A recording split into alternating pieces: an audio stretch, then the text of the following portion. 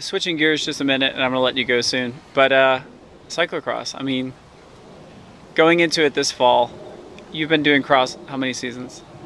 Same as tour summer. It was my last year as a junior. Was my first year of cross. So 1990. So, what changes do you see coming to cross this fall? I mean, you have all the big guns out there Yeah. year after year. Do you see any changes this year with cyclocross in the United Yeah, States? yeah, yeah. It seems to be a growing sport. Sure. And you've got to remember, like for me, like there's a long telescope I've been looking through at cyclocross, and it goes all the way back to the late 80s, early 90s, when there were 30 guys showing up. You know, the joke or the cliche is always in the back of Tom Stevens' blue Suburban, but that's what we did, and there were 30 of us.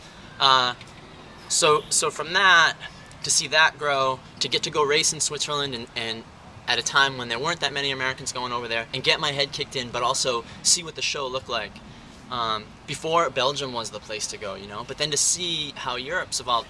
Anyway, to create the UCI circuit that we have in the United States for cross is essentially unmatched. We sure don't have it on the road.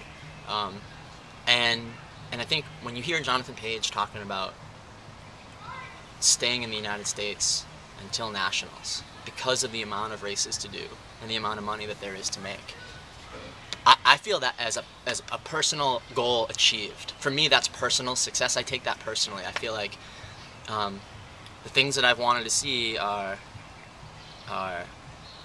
regional UCI series. You know, like most of the guys who race in Belgium, in UCI race in Belgium, they don't leave Belgium. And not only do they not leave Belgium, they don't leave one little region of Belgium, but there's still a big race for them to do every weekend.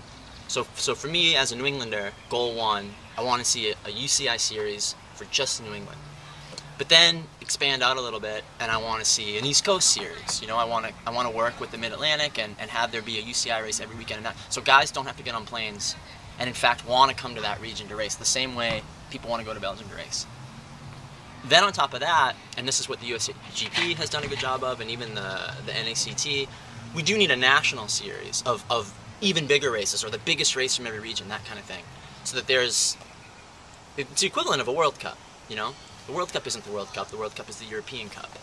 They're just in European countries. And so when we think about the land mass, the amount of travel you have to do to race across in the US, if you get on a plane to go to a cyclocross race, it should be a C1. You know, there should be $10,000 in prize money like there is now. And so to have $10,000 cyclocross races, the same way we have $10,000 and $15,000 criteriums, that's maturity to me on the pro side. And to get the Americans to stay home. We've always wanted the Americans to go over there, but I want them to stay home. I want our scene to be good enough for them to stay here and then go over for the big races. And maybe have some Europeans come over. Jeremy Powers was the first guy to figure that out. He was banging his head against the wall in Europe all season long when nobody knew he was there, racing under 23s, and he didn't start to get real notoriety until he came back here and showed everybody how good he was. And so he's had a lot of success. And then they get to go over in January. The grassroots level, that trickles down, you know, like you keep saying like, oh, we're gonna turn into mountain biking, you know, it's gonna trail off, and I just don't.